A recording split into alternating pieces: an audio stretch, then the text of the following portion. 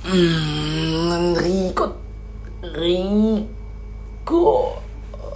di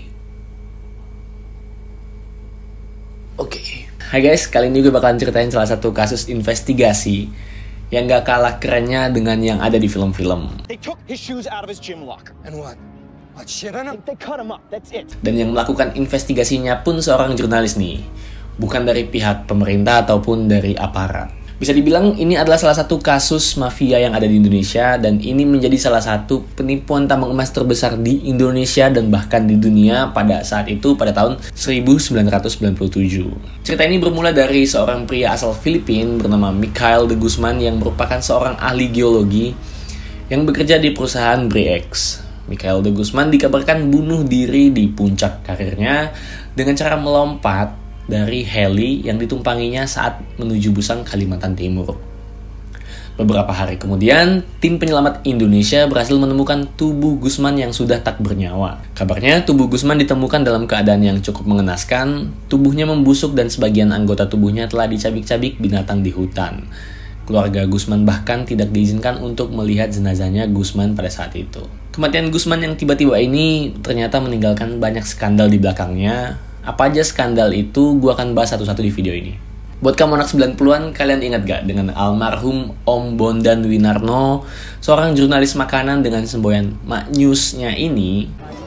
Tidak ada kata lain, Maknyus. Enak banget. Merupakan seorang jurnalis pada saat itu dan belum menjadi seorang jurnalis makanan. Berawal dari kecurigaan Om Bondan atas kematian Mikhail de Guzman yang seorang manajer eksplorasi PT Bre-X Corporation ini, sebuah perusahaan pertambangan Kanada yang disebut-sebut melompat dari helikopter yang membawanya dari Bandara Temindung Samarinda ke Busang, Kalimantan Timur. Dia jauh-jauh mendatangi kantor National Bureau of Investigation atau NBI di Manila. Om Bondan juga mendatangi pekuburan La Funeraria Paz, masih di Manila juga, tempat konon de Guzman dimakamkan. Di pekuburan ini, Om Bondan menemukan petunjuk lain. Tak ada bunga di atas makam ataupun sisa-sisa lilin dari keluarga yang berziarah. Padahal seperti halnya di Indonesia, Filipina memiliki budaya yang sama, yaitu kerabat atau saudara akan mengunjungi makam secara rutin di pekan pertama. Dia juga membongkar bertumpuk dokumen dan referensi lain, berburu narasumber di Jakarta, Samarinda, Balikpapan, Busang, Manila, Toronto, Calgary. Bahkan dia harus 2 kali terbang ke Busang, sekali ke Manila dan sekali ke Toronto dan Calgary di Kanada. Dia juga menghubungi tak kurang dari 30 narasumber nih. Hasil investigasi Om Bondan ini kemudian diterbitkan menjadi sebuah buku berjudul Bre-X, Sebungkah Emas di Kaki Pelangi. Memang dalam buku tersebut tak ada bukti bahwa de Guzman masih hidup.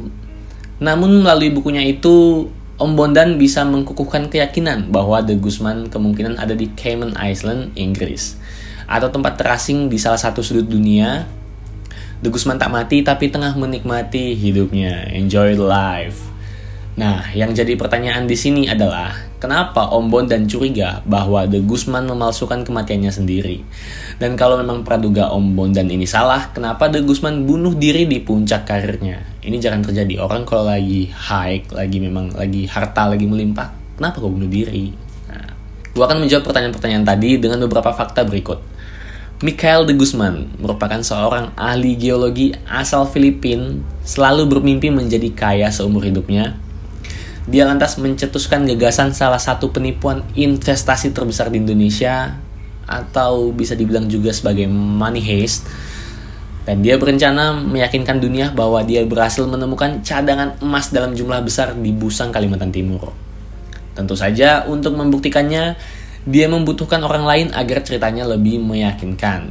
Guzman lantas menghubungi ahli geologi lain bernama John Velderhof yang sangat senang mendengar kabar tersebut. Guzman lalu meyakinkan Velderhof untuk menemukan investor yang mau menanamkan modal agar keduanya bisa mengeruk emas di belantara Kalimantan. Dia meminta untuk mencarikan investor yang berani menghadapi resiko dan pantang menyerah. Velderhof merekomendasikan seorang pengusaha Kanada bernama David Walsh. Kala itu, David tengah menjabat sebagai CEO dari Bre-X Gold Minerals Corporation, perusahaan pertambangan emas di Kanada. Guzman dan Velderhoff lantas menyambut David di Indonesia untuk membicarakan bisnis tersebut. Pada 1993, sambil menyantap hidangan di salah satu restoran di Indonesia, Guzman dan Velderhoff berhasil mengantongi kontrak proyek dari David senilai 80.000 US dollar, atau jika disetarakan dengan rupiah saat ini, maka jumlahnya kurang lebih 1 miliar. BRIEX bersedia membeli properti di Busang dan menunjuk Guzman sebagai manajer proyek. Setelah memperoleh dana dari perusahaan, Guzman membentuk tim khusus dan mulai menarik sampel kandungan emas dari dalam tanah. Setelah sampel dikumpulkan, Guzman mengatakan butuh waktu untuk menganalisa emasnya secara pribadi sebelum dikirimkan ke luar negeri. Setelah itulah, Guzman menghancurkan cincin pernikahannya dan mencampurkan serpihan emas itu dengan sampel batu di Busang. Skema ini disebut salting dan berulang kali dilakukan oleh Guzman. Dia menggunakan rasio sekitar 3 ons emas untuk setiap ton batu yang digali. Lab analisanya sangat meyakinkan dan membuat BRIEX berhasil mengundang para investor. Laporan Guzman, cadangan emas di Busang terus bertambah setiap tahunnya. Dan kemudian pada 1995, BRIEX melalui Guzman mengklaim cadangan emas yang terkandung di lahan Busang itu berjumlah sekitar 30 juta ons. Dan setiap tahun perusahaan terus meningkatkan potensi cadangan emas di lahan tambang tersebut. Bahkan pada 1997, 2 tahun kemudian, BRIEX mengumumkan cadangan emas di tempat tersebut berjumlah 70 juta ons atau setara 2.000 ton nih. Dia mulai membayar penduduk lokal untuk emas yang didulang dari sungai. Selama 2 tahun setengah dia menggunakan cara tersebut. Hipotesa cadangan emas di BRIEX terus naik seiring dengan harga sahamnya.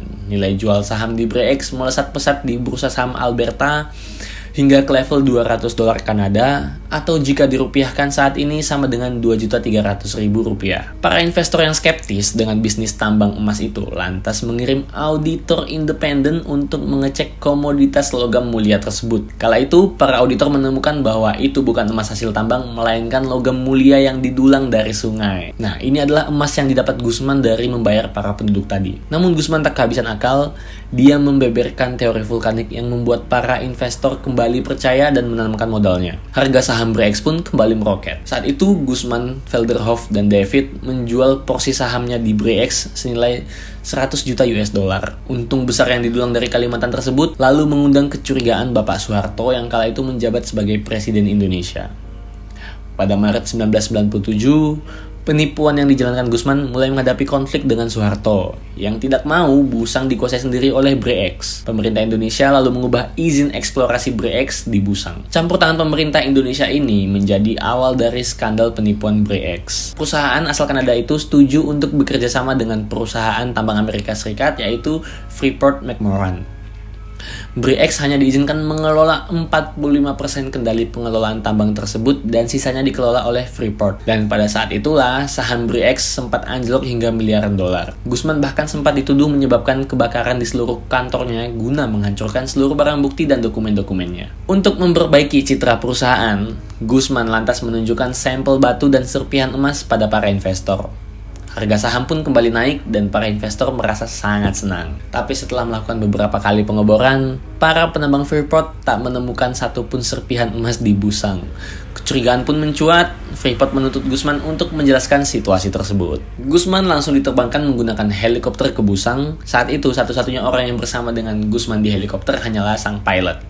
Pilot tersebut hanya membuang pandangannya sebentar dan saat melihat ke belakang, Guzman udah nggak ada. Setiap orang menyimpulkan bahwa Guzman melompat ke belantara hutan di bawahnya. Setelah pengumuman kematian Guzman, David membantah mengetahui apapun soal penipuan tersebut. Dia lalu pindah ke Bahamas dan meninggal karena serangan jantung 2 tahun kemudian. Sementara Velderhoff merupakan satu-satunya yang dituduh bersalah atas penipuan tersebut. Setelah keluar dari penjara, dia tinggal di Cayman Island dengan perjanjian khusus kepada pemerintah Kanada. Setelah kejadian itu, harga saham BRIEX ambruk hingga ke level 0 dan membuat banyak investor mengalami rugi besar karenanya. Oke, selanjutnya kembali ke almarhum Pak Bondan.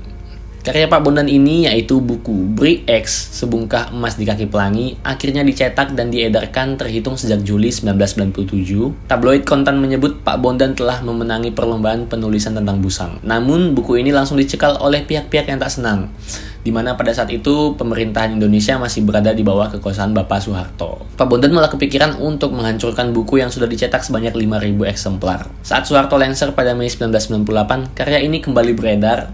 Namun Pak Bondan malah kembali diserang lewat jalur hukum dan dirinya dituntut 2 triliun rupiah nih. 2 triliun rupiah.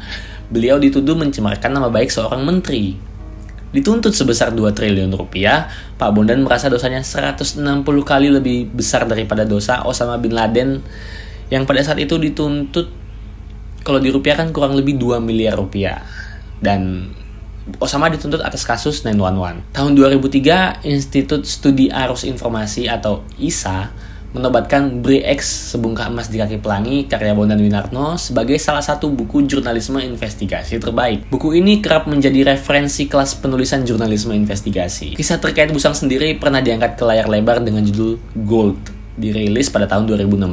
So guys, demikian video YouTube dari gue kali ini. Semoga lo semua pada seneng. Sebelum gue tutup video ini, jangan lupa buat kalian like, comment, dan subscribe. Dan jika kalian punya pendapat ataupun request cerita, kalian bisa tulis di komen di bawah. Gue tunggu. See you in the next video. Jangan lupa stay healthy dan jauhi kerumunan. Peace.